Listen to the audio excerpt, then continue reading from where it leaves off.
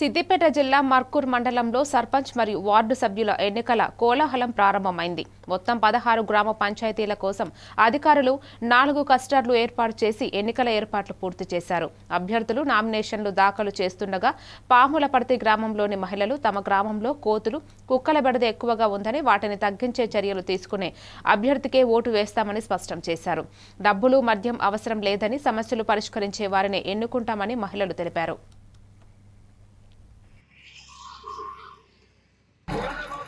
School పిల్లలకు మస్తు కోతల ఇబ్బంది ఉంది. బయటకు వెళ్తలేరు పిల్లలు, అసలుకి చదువుకోనికి రానికి భయపడుతున్నారు. ఈ తోబండి పోస్తే కరుస్తున్నాయి మీద పడే 10 మంది కలిసి ఇప్పటికి ఒక్కరన్నా కేరస్ చేస్తలేరు, పట్టుకపోతలేరు. వీళ్ళు అక్కడికి వెళ్ళి జోపినా కొద్ది ఇళ్ళనే మొన్న అయితే ఇంట్లో జొర్రి ఇల్లంతా గందరగోళం చేసినాయి. ఎట్లూరికి వస్తున్నాయి అనుకున్నావు, మీదికి అన్ని గండుగోతులే ఉన్నాయి. బియ్యం సంచులు